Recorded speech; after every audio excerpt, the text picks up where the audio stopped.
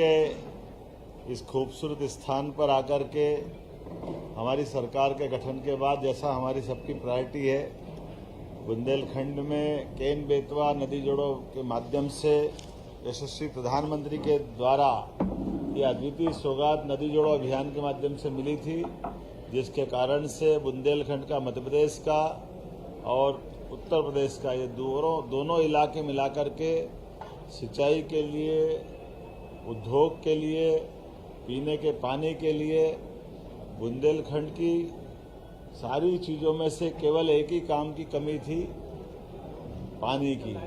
और हमारी सरकार ने नदी जोड़ो अभियान के माध्यम से देश भर में नंबर 1 का स्थान बनाया। जब हम राजस्थान, उत्तर प्रदेश, महाराष्ट्र सभी के साथ नदी जोड़ो अभियान में सबसे आगे निकले और यशस्वी प्रधानमंत्री ने नदी जोड़ो अभियान के लिए 90% की ग्रांट दे करके हमारे पूरे क्षेत्र के लिए सभी तरह से,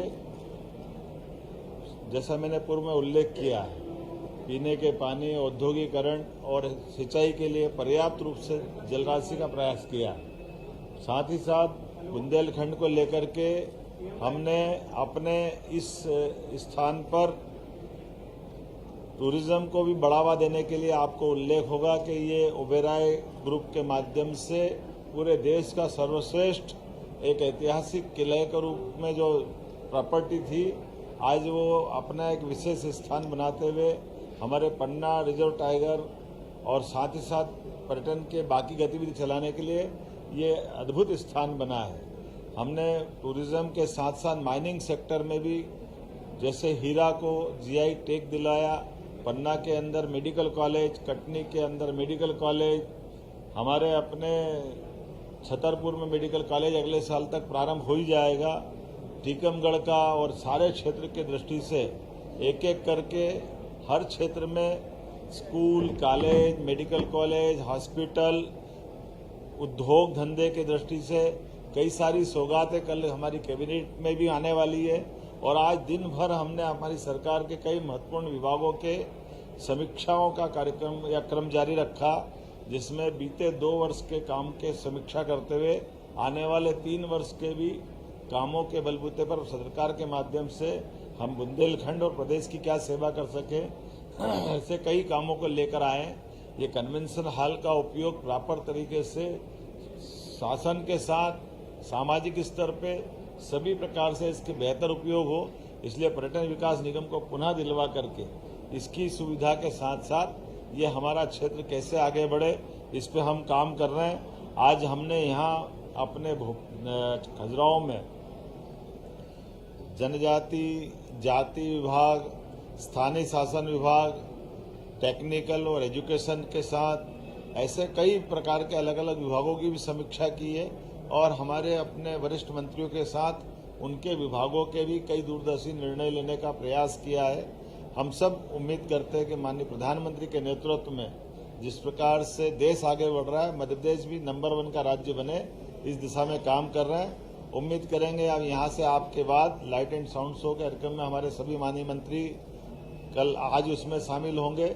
और ये जो हमारा प्रयोग हो रहा है कि हम अलग अलग क्षेत्र के विकास की दृष्टि से कैबिनेट भी वहीं जाके करें, ताकि उस क्षेत्र को भी लाभ मिले, मंत्रीगणों को भी और जनता को भी, दोनों के बीच की दूरी आनंद के साथ एक दूसरे को समझने में भी समय लगे। और इसी आधार पर यह बुंदेलखंड में पहली बार खजुराहो में कैबिनेट करने का निर्णय किया है। और जैसा कहा कि केवल कैबिनेट करने नहीं आए, कैबिनेट के माध्यम से कई सारी सौगातें भी दिलाएंगे। और कल से आज तक लगातार 3 दिन तक एक तरह से मैं खुद भी यहाँ हूँ और मेरे सारे माननीय मंत्रीगण इस पूरी मीटिंग और आयोजन में जुड़ रहे हैं। ये हमारे लिए सौभाग्य की बात है। मैं अपनी ओर से एक बार फिर आप सबका स्वागत करता हूँ और जनता के माध्यम से हमारी सरकार को जो सहारा संबल मिला था माननीय प्रधानमंत्री के नेतृत्व में, हम सब जन कल्याणकारी कामों में लगातार लगे रहें, इसी भावना के साथ मेरी बात पूरी होती है। मना धीरे सब कुछ हो, कल बताएंगे कैबिनेट के बाद क्या क्या हो रहा है। 2 साल के बाद 2 साल की उपलब्धियां वो आई थी, 3 साल का अगला रूट भी इसी मीटिंग्स में बन रहा है। बिल्कुल, ये मैंने पूर्व में भी कहा कि हमने 2 साल के कामों की समीक्षा और आने वाले 3 साल के टारगेट तय करने का निर्णय किया और इसीलिए अलग अलग मंत्रियों से विभागवार चर्चा करने का दौर प्रारंभ किया। एक दौर विधानसभा के दरमियान से वहां चला था, बाकी का अभी आया है और कुछ और बचेगा, लेकिन इसके बाद हमारी अपनी इसी महीने के अंदर और बड़ी सारी सौगातें मिल रही है। उदाहरण के लिए 21 तारीख को भोपाल में मेट्रो ट्रेन और कई विकास की सौगात भोपाल में दिलाएंगे। 13 और 14 तारीख के दिन इंदौर और भोपाल में कुछ अलग अलग कार्यक्रम होने वाले हैं। 25 तारीख को अटल जी की जन्म शताब्दी के समापन के साथ हम लगभग 2 लाख करोड़ के अलग अलग उद्योग के भूमि पूजन लोकार्पण के काम संपन्न करने वाले हैं। ऐसे सिलसिले लगातार चलते रहेंगे। पूरा महीना ये हमारा इसी प्रकार से निकलने वाला है। अगले साल की प्लानिंग भी हम लोगों ने तैयार कर ली है। अगला साल एग्रीकल्चर से जुड़े हुए सभी प्रकार के कृषि आधारित उद्योग, कृषि से आय बढ़ाना, हार्टिकल्चर से जोड़ करके किसानों की आय कैसे बढ़े, इरिगेटेड एरिया कितना बढ़े, बिजली सोलर से और बाकी जगह से कैसे अधिक से अधिक सस्ती मिले, ऐसे कई काम लेकर अगले साल भी हम अपने शासन की योजनाओं से जन कल्याणकारी भाव को लगातार आगे बढ़ाएंगे।